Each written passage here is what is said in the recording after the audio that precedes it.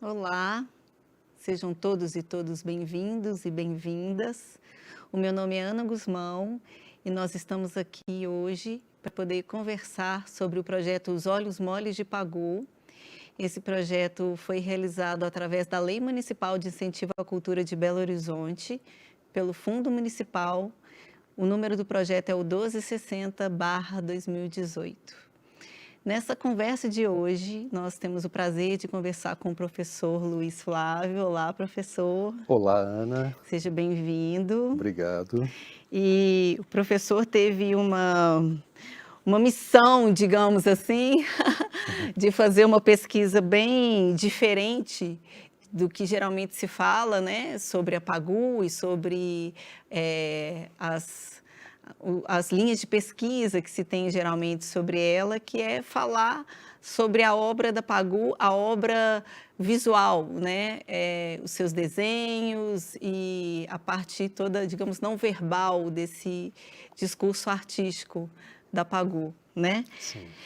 Professor, antes de você fazer sua explanação sobre a Pagu, eu queria te apresentar, ler aqui um breve currículo seu, né? Então, o professor Luiz Flávio Silva é artista plástico e ex-professor de História da Arte e Filosofia em cursos de graduação e pós-graduação na Escola Guinhar e PUC Minas.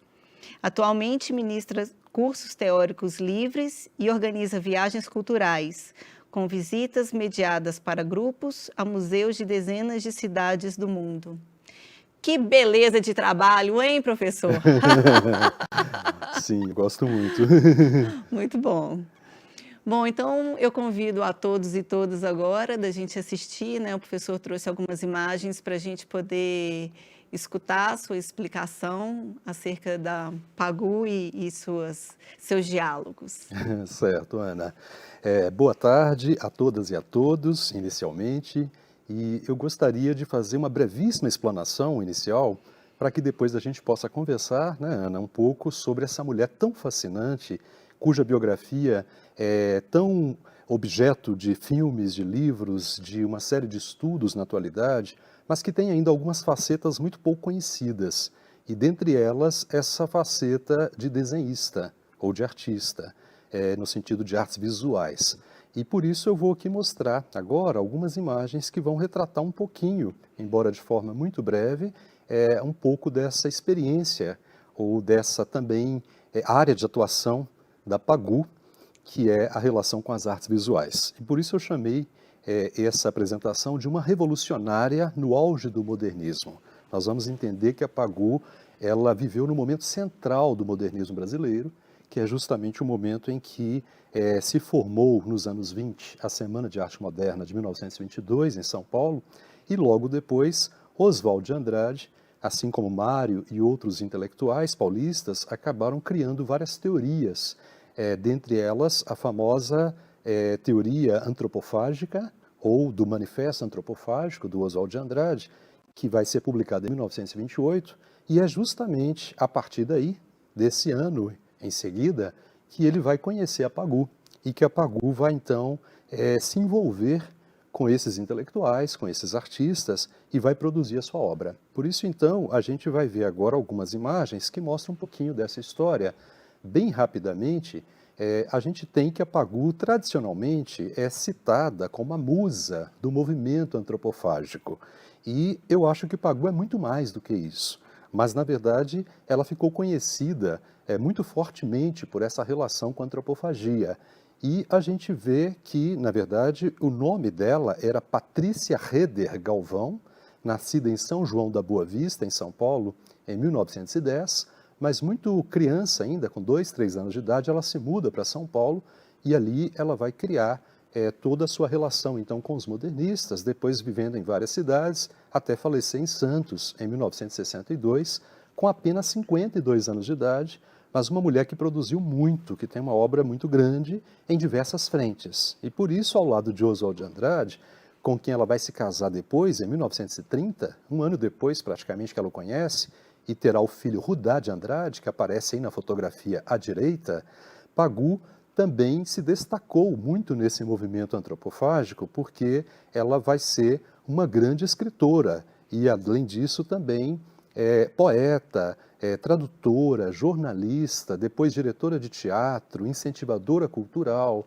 mas também cartunista e desenhista, que são essas duas facetas menos conhecidas dela e que eu vou mostrar nas próximas imagens. Porém, antes disso, só para relembrar rapidamente, Pagou conhece, então, Tarsila e Oswald de Andrade a partir de 1929, e essa fotografia à esquerda é uma foto histórica que mostra, então, a caravana de paulistas que foi visitar a primeira exposição de Tarsila do Amaral no Brasil. Tarsila já vinha expondo já em Paris e outros lugares, mas no Brasil será a primeira exposição dela, que vai causar enorme sucesso no Rio de Janeiro, então capital do Brasil, e Pagou acompanhou essa comitiva. E nessa fotografia, ela aparece ao lado de Anita Malfatti, a grande precursora do modernismo no Brasil. Tarsila está ao centro, Oswald logo atrás dela, dentre outras personagens importantes do nosso modernismo. E à direita eu coloco já uma fotografia da Pagou, já casada com Oswald de Andrade, pouquíssimo tempo depois. Eles se casam em janeiro de 1930, portanto, poucos meses depois da exposição da Tarsila, que acontece já essa ruptura do casal Oswald de Andrade e Tarsila do Amaral, e Pagou agora se torna a nova esposa do Oswald. E, na sequência, a gente vê o quanto que essa convivência com esse casal a influenciou. Como, por exemplo, eu coloquei aqui o retrato mais famoso, o autorretrato da Tarsila, de 1924, e ao lado esquerdo, uma fotografia da artista, nessa mesma época, que mostra como ela era uma grande retratista. E, ao mesmo tempo, ao lado, à direita do retrato da Tarsila, a gente tem a caricatura que a Pagou fez da Tarsila em 29, pouco depois da exposição que ocorreu em São Paulo. E essa caricatura, que foi publicada no Rio de Janeiro, mostra também que Pagou, a partir daí, vai começar cada vez mais a se tornar uma desenhista e caricaturista. E esses desenhos e caricaturas serão publicados em importantes jornais, importantes revistas, como, por exemplo, ela vai, logo depois, nesse mesmo ano, em 29 ainda, com apenas 18 anos de idade, publicar vários desenhos seus na revista de Antropofagia, que foi a revista que lançou o movimento, né, antropofágico, e onde foi publicado o Manifesto Antropofágico de Oswald de Andrade, em 1928. E por isso, Pagou, a partir daí, começa a recitar poemas em teatros, começa a publicar também seus poemas em diversos veículos, e muitos desenhos e ilustrações de poemas, e será chamada por um jornalista da época de o anúncio luminoso da antropofagia. Eu gosto muito dessa frase porque eu acho que ela sintetiza bem essa luz mesmo que parecia haver em torno dessa mulher tão revolucionária, né, e tão nova ainda, né, com apenas 18 para 19 anos, é que ela cria então as suas obras mais importantes dessa fase antropofágica. E por isso eu queria agora entrar na questão central dessa breve apresentação, que é a Pagou desenhista, uma desenhista antropófaga, ou seja, uma desenhista que trabalhou bem a ideia de antropofagia, como a gente vai entender melhor daqui a pouco, vendo os desenhos. Porém, esses desenhos, embora tenham sido publicados nas revistas da época, eles ficaram praticamente desconhecidos. Durante décadas, eles praticamente desapareceram, ficaram em acervos das respectivas famílias dos modernistas da época, como a família de Tarsila, por exemplo, mas somente em 2004, após 75 anos longe do público, que esses desenhos foram expostos pela primeira vez, numa exposição numa faculdade no Santos, onde ela viveu o final da sua vida, e também em São Paulo, no MIS, Museu da Imagem e do Som, que foi obra de uma pesquisadora muito importante, que se dedica ao trabalho da Tarsila já há muitos anos, que é a Lúcia Furlani. E ela acaba publicando também um livro, que está aí nessa imagem, que vocês podem ver a capa do livro, e esse livro se chama Croquis de Pagou e Outros Momentos Felizes que Foram Devorados, Reunidos. Então ela reúne aí vários desenhos de Pagou, produzidos entre 1929 e 1930, e que a gente vai ver um pouquinho deles agora. Aqui a gente vê, por exemplo, 4 imagens do famoso álbum de Pagou, que foi dedicado a Tarsila do Amaral e, na verdade, ficou com a família da Tarsila, com os descendentes, e só muito recentemente veio à tona. E é um álbum maravilhoso, porque Pagou chamou esse trabalho, que é um verdadeiro caderno de artista ou livro de artista, de Albo de Pagu, Nascimento, Vida, Paixão e Morte. Publicado em 1929, ele tinha poemas ilustrados, que, por exemplo, Augusto de Campos vai falar que ele prefere chamá-los de desenho-textos, e que cada um deles ocupava uma página. E, na verdade, ela contava uma história da própria vida dela. E uma história de uma vida que está começando ainda com 19 anos de idade, que ela está nessa época, mas que ela já fala de como ela nasceu, de como ela viveu, de como ela amou e como também ela vai morrer. Então, ou seja, ela pega os momentos mais importantes da existência e transforma numa obra muito original, dentro da literatura e das artes plásticas brasileiras daquele período, praticamente inédito, essa associação do texto com a imagem, essa associação de um poema que agora a ilustração é parte fundamental dele. Ou seja, não dá para dissociá-los, não é só um poema, nem são só desenhos, é uma obra só. É uma obra que junta, então, de forma muito original, essas duas formas de representação ou de expressão humanas, e que ela faz de uma forma belíssima, porque se a gente voltar aos desenhos e observá-los, a gente vê que são desenhos muito modernos, desenhos lineares, desenhos que já apontam para uma ideia quase surreal. Vale lembrar que o surrealismo começou há pouco tempo atrás na Europa, em 1924, e essas obras aí são de 1929, portanto, é na mesma fase que a Tarsila também está fazendo suas primeiras obras surrealistas, que é a fase antropofágica da Tarsila, e Pagu já está dedicando a Tarsila aquilo que a própria Tarsila estava interessada e buscando naquele momento, e que será, sem dúvida, a fase mais importante de toda a trajetória da Tarsila enquanto pintora. E, na sequência, a gente vê também a influência de Tarsila muito forte nos outros desenhos que ela fez ao longo desse período. Os desenhos de Pagu, dos anos 29 e 30, sobretudo, como esses dois que a gente vê aí acima, são desenhos que ela trabalhou a partir de paisagens e cenários de São Paulo, Rio, Santos, interior de São Paulo, como a cidade de Itanhaém, mas também estados da Bahia, do Espírito Santo e outros não identificados. E Tarsila também fazia muito isso. Tarsila foi uma grande viajante, viajou tanto pelo Brasil quanto pelo mundo, assim como Pagu também depois será. E olha só como existe uma relação nessas palmeiras, por exemplo, nessas montanhas e, sobretudo, nessa síntese construtiva, né? Essa possibilidade de criar uma composição com pouquíssimos elementos, mas, ao mesmo tempo, uma composição riquíssima do ponto de vista da expressão, do ponto de vista de passar uma imagem de algo bem brasileiro, de algo bem regional, bem da terra, que era a grande busca da Tarsila. E, ao mesmo tempo, essa busca será também agora a da Pagu, essa busca de falar do Brasil, mas de uma forma moderna. Como a gente vai entender depois melhor, essa é uma das grandes questões da antropofagia, né? A antropofagia buscava a ideia de devorar as informações e as tendências vanguardistas do exterior, principalmente de Paris, tudo que estava surgindo de modernidade, mas, ao mesmo tempo, após essa devoração, era necessário uma digestão de tudo aquilo que foi visto e, segundo Oswald de Andrade, era necessário que o artista vomitasse ou expelisse, então, aquilo que ele próprio digeriu do que ele viu e apresentando, assim, algo inédito, ou seja, algo extremamente original e brasileiro. Então, ele se baseia, para criar essa ideia da antropofagia, na prática canibal ou antropófaga dos índios ou de certas tribos indígenas do Brasil, como os Tupinambás, por exemplo, que achavam que ao comer o homem, ou melhor, ao comer o inimigo, eles estariam apropriando-se ou apoderando-se dos seus poderes.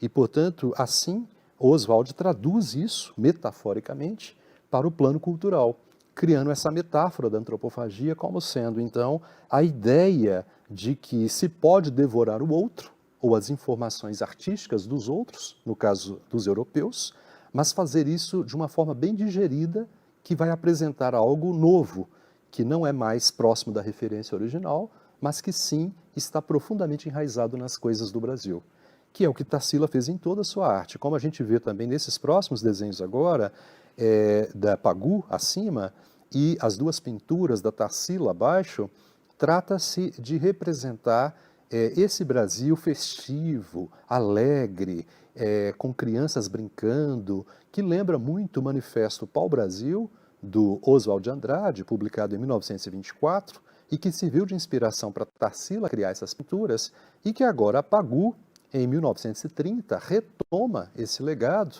a partir da convivência que ela teve com a Tarsila, da grande admiração que ela tinha por Tarsila, que ela achava a maior artista do Brasil já nessa época, e, ao mesmo tempo, com uma tentativa de fazer as suas experiências de vida, as suas diversas viagens pelo Brasil, algo a ser cristalizado, a ser eternizado nesses desenhos que, embora tão simples, são profundamente graciosos, né? Profundamente poéticos.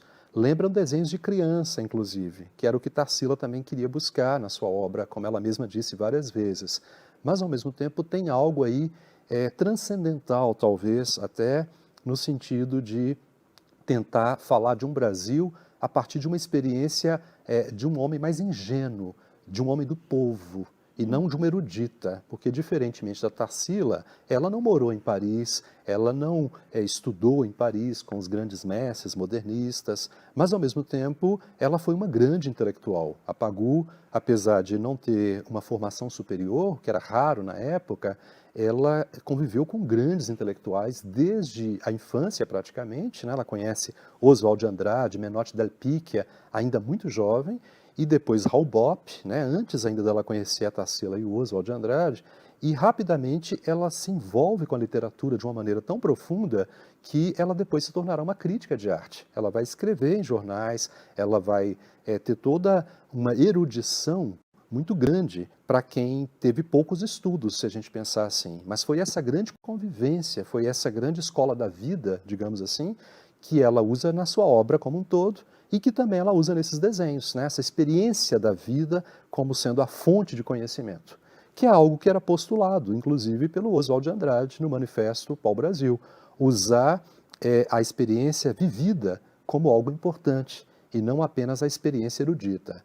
E eu mostro agora, chegando ao final, Tarsila do Amaral, desenhos da década de 20, para vocês verem quanto que a Tarsila buscou também, na sua obra, de um modo geral, essa síntese, essa busca de chegar na essência, que era uma das grandes questões defendidas pelo modernismo no Brasil, tanto por Mário de Andrade quanto por Oswald de Andrade, essa busca então de falar de um Brasil, mas ao mesmo tempo de uma forma sintética, de uma forma a capturar de forma muito eloquente a sua essência, nessa simplicidade, nessa alma brasileira. São desenhos também de diversos locais que Tarsila visitou, inclusive Minas Gerais e outros estados do Brasil, que ela, assim como os modernistas, vão redescobrir a partir dos anos 20 e que leva agora, nos anos 30, a Pagu a fazer também desenhos similares, porém com uma entonação mais pessoal, mais particular. São desenhos ainda mais expressivos, como a gente vê, e que buscam ainda mais essa relação com a arte infantil.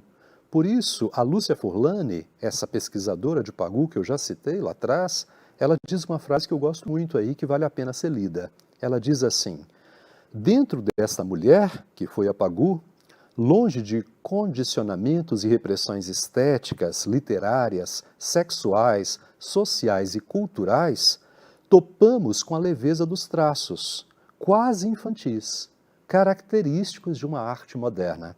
E aí a gente pode pensar que a arte moderna está muito interessada nessa síntese, porque justamente ela quer chegar à ideia de essência, à ideia de uma expressão mínima, mas ao mesmo tempo uma expressão mínima que tenha a capacidade de passar o máximo possível daquilo que é quase indizível, daquilo que somente a poesia pode revelar. Se a arte é poesia, se a arte é poiesis, como diziam os gregos, né, desde os tempos mais remotos, então a arte não deve ser mais um espelho da realidade. Ela não deve copiar a realidade fidedignamente.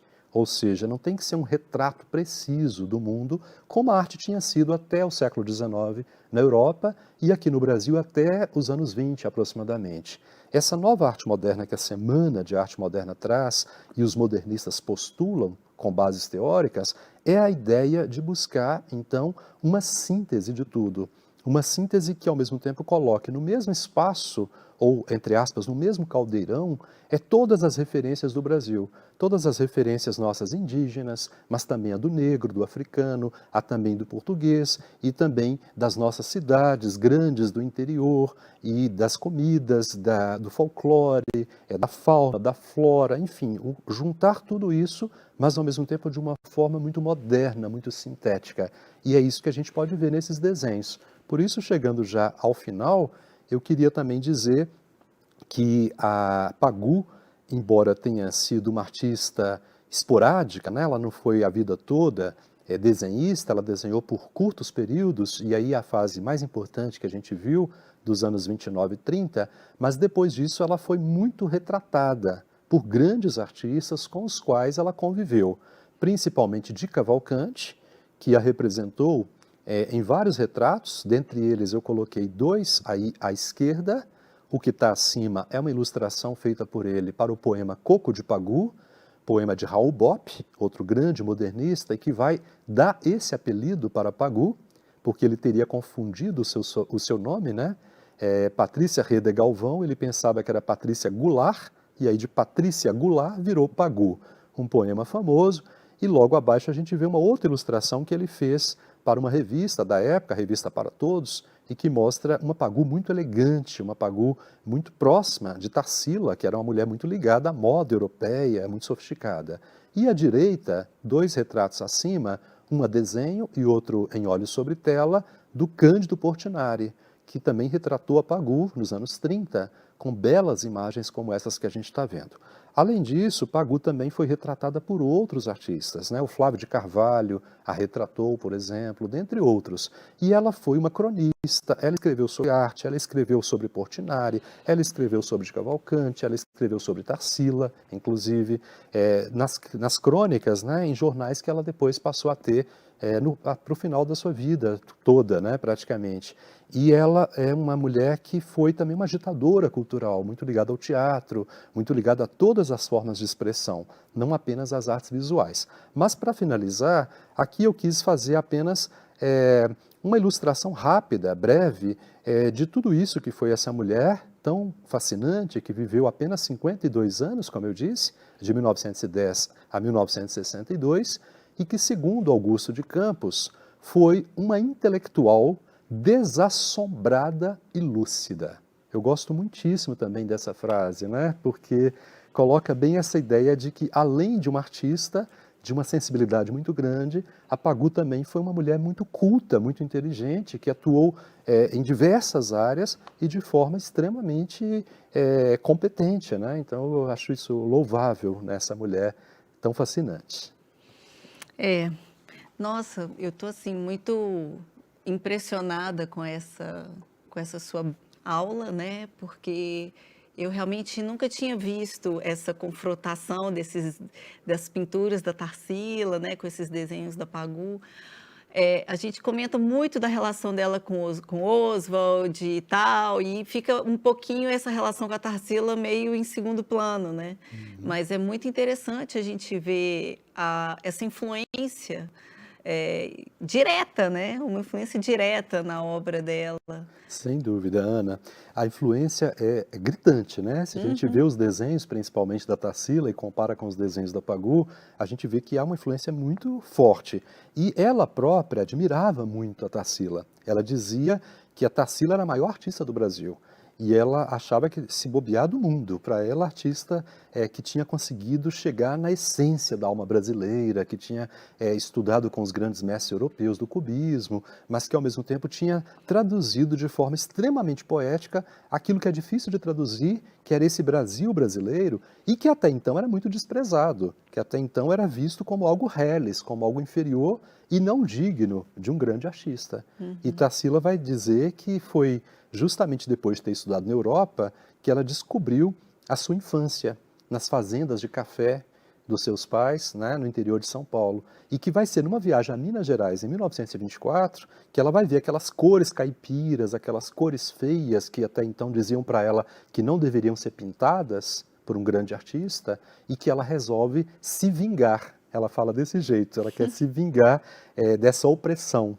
E ela então começa a usar tudo isso, e isso fascina a Pagu. A Pagu vai ficar fascinada. Como uma mulher tão rica, tão inteligente, tão culta, e que conviveu com tantas pessoas magníficas, que foi Tarsila, que era bem mais velha do que ela, fazia tudo isso, e como ela, jovem, podia pegar essa herança e levar isso para outros lugares, que é o que ela faz, né? Ao mesmo tempo ela faz desenhos que lembram da Tarsila, mas também ela cria imagens, textos, como aquele álbum que ela dedica a Tarsila, né? O álbum Pagu, e que aí vai além de Tarsila, porque aí Tarsila não fez nada parecido. Aliás, nenhum outro artista brasileiro fez, né? Até então.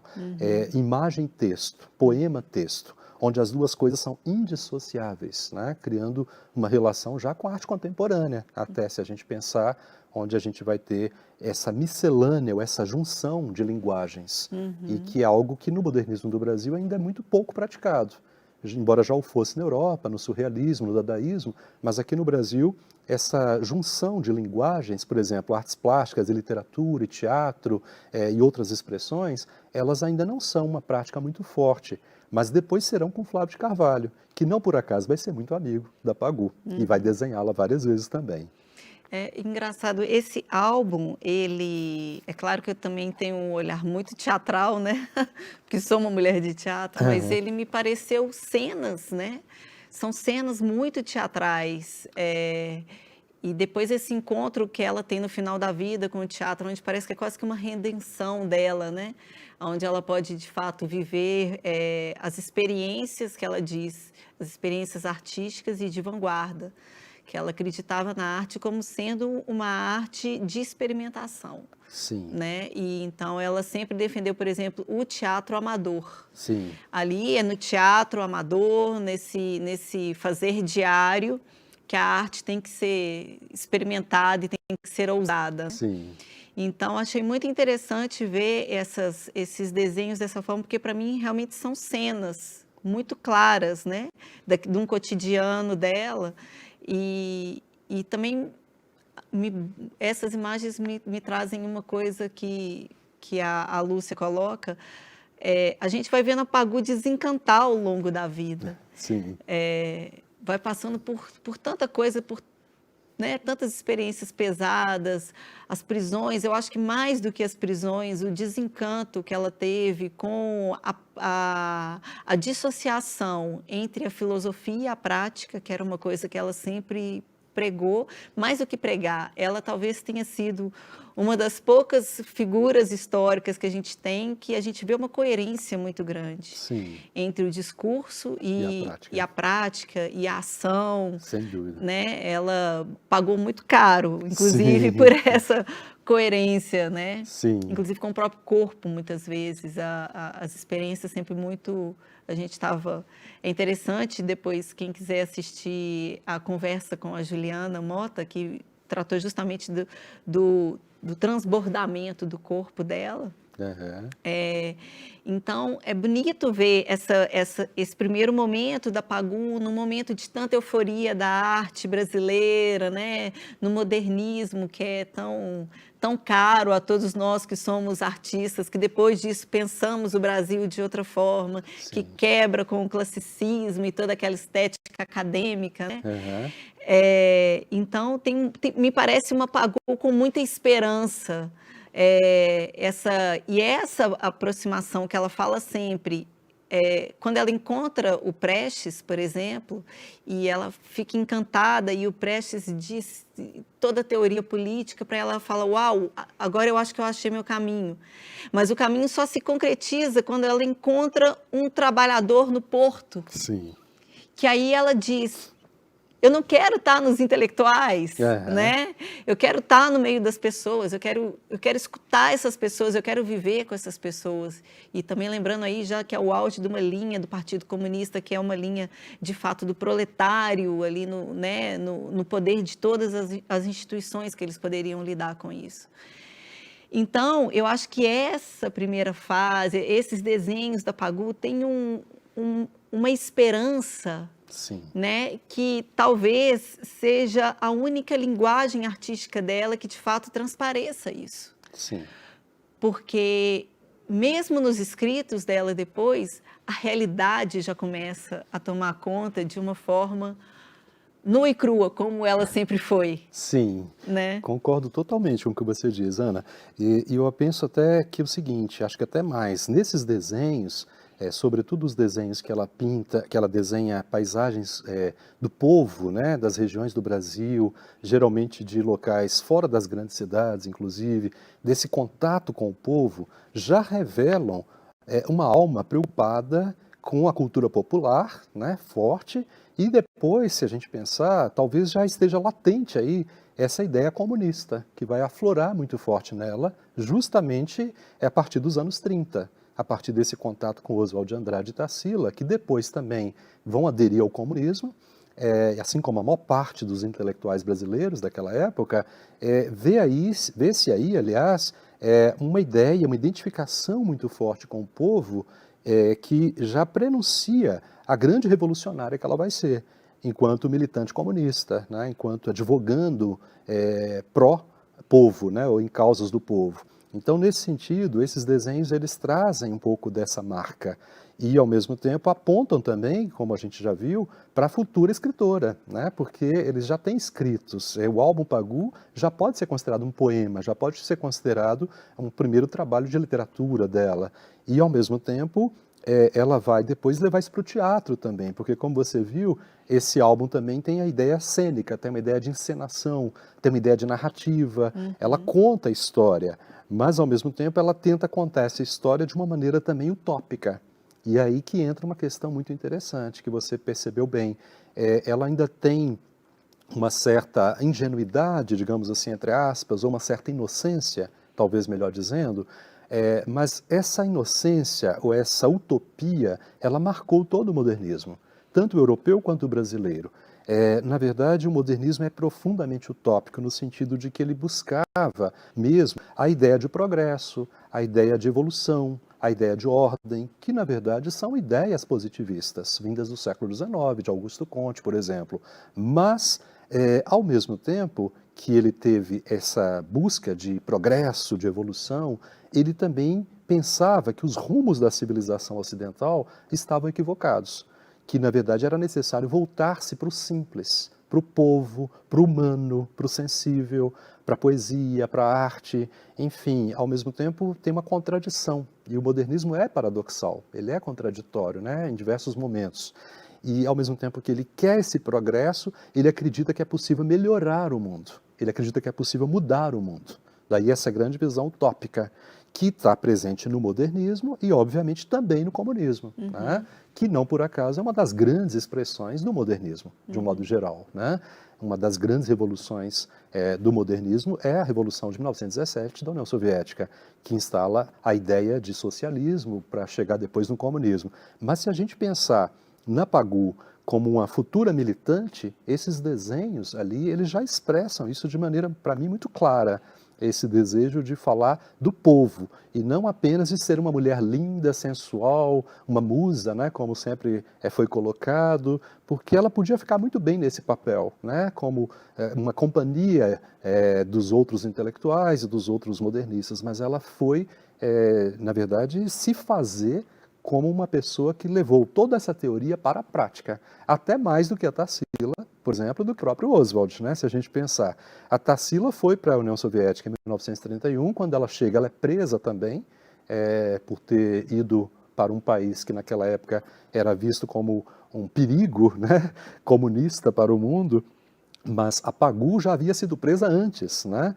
Foi a primeira presa política no Brasil, justamente porque se envolveu com greves, né, com operários, com problemas do povo, que é o grande interesse dela. Tarsila pintou os operários, mas a Pagu não, ela não só estava interessada neles, escreveu sobre eles nos seus livros, nas suas obras, como ela também foi às ruas, foi às manifestações e pagou um preço muito caro, né? Foi presa tantas vezes, né, 23 vezes, segundo alguns, torturada, né, teve esse corpo aí dilacerado por todas essas tragédias e acaba morrendo de um câncer de pulmão, né, de uma forma muito grave também. Eu acho que ela sofre muito, esse sofrimento posterior talvez esteja muito forte nas obras que vêm depois. Mas aqui ainda existe uma leveza, ainda existe uma Pagou otimista, utópica, que vê o mundo com os olhos de criança, né? Que eu acho muito bonito essa ideia dos desenhos buscarem esse mundo infantil, esse mundo simples, essa poesia que Merleau-Ponty, por exemplo, fala que é muito bonito, né? Ver o mundo com o olho de criança é ver o mundo sem conhecê-lo, é descobri-lo, é ter curiosidade com ele, né? Então, eu acho que ela faz isso muito bem. E é interessante porque eu sempre brinco que tem a Pagou pop, né? A Pagou mito construído e a Pagou, de fato, como se apresenta e pelas pesquisas que eu tenho feito nas cartas, né? Sim. No Paixão Pagou, que realmente é um livro que desconstrói boa parte de toda a história que foi escrita sobre ela. E então, ela sempre disse dessa dificuldade de se sentir criança, né? Ela sempre se sentiu uma mulher criança, Sim. uma mulher num corpo de criança. E com isso todos os seus conflitos foram acontecendo ao longo da vida, inclusive, né? Por ter essa maturidade já desde muito cedo. Então, parece que esse espaço do desenho é onde ela consegue, mesmo estando já um pouco mais velha, né, ali com seus 17, 18 anos, mas é onde ela consegue, de uma certa forma, relaxar, porque ela nem criança, nem nesse momento que ela poderia ter essa abertura, ela relata que ela nunca conseguiu ter, né? Na época da Semana de Arte Moderna, por exemplo, ela fala que tinha que ser a boneca de batom, que ela se apresentava como tal, mas que ela era uma forma dela buscar um espaço, né? Algum lugar que ela se encaixasse, porque ela era sempre do não lugar, era sempre do não pertencimento. Sim. Então, ela ia se moldando, fingindo que estava se moldando nesses caminhos para poder conseguir caminhar de alguma forma. Sem dúvida. Então, é muito bonito, assim, dá até um certo alento, eu acho, né? A gente mergulhar um pouco mais nesses desenhos e perceber também um espaço de serenidade na vida de uma mulher que foi tão forte, mesmo sofrendo tanto, nunca se deixou por vencer todas as vicissitudes da vida. Sim, sim. E acho que talvez essa convivência, né, com a Tarsila e com o Oswald também, tenha levado ela a tentar expandir seus horizontes, né? Eu acho que inicialmente ela, desde criança pelo menos, a gente já vê um interesse muito grande pela literatura, um interesse muito grande pela militância. Ela já escrevia em jornais, na escola, né?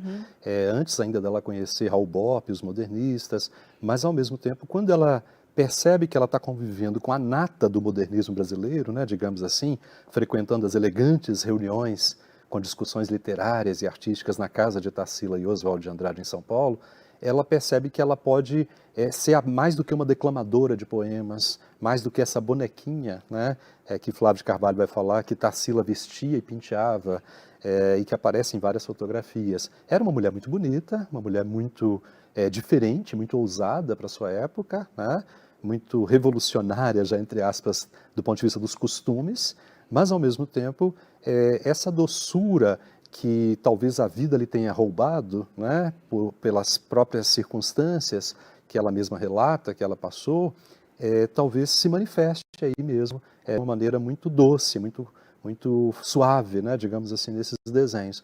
E eu acho que tem um pouco a ver com esses anos encantados que ela conviveu com Tarsila. E, na verdade, apesar de depois ela ter ser tida como a vilã, né, que roubou o marido da Tarsila, né, como muitos colocam até hoje, na verdade todos nós sabemos que Oswald era um grande conquistador, né, que Oswald teve inúmeras mulheres, inúmeras amantes e que seduzia todas, né, com seu poder, né, de fala, com sua inteligência brilhante, mas na verdade ela sempre admirou a Tarsila. A gente observa crônicas dela dos anos 40, 50 até, quando a Tarsila começa de fato a se tornar a grande pintora brasileira, né, do século XX, que já no final da vida da Tarsila e da Pagú, ela ainda vai elogiar muito a Tarsila. Ela vai ainda escrever textos maravilhosos, né, sobre a Tarsila. Você percebe o quanto que essa influência foi absolutamente saudável para ela, né? E eu penso que inversamente também seria interessante a gente depois fazer uma pesquisa, né, para ver o quanto que a Pagú também influenciou tanto a Tarsila quanto o Oswald de Andrade. Com o Oswald, ela chegou a fazer trabalhos a quatro mãos, né? Eles chegaram a escrever textos juntos.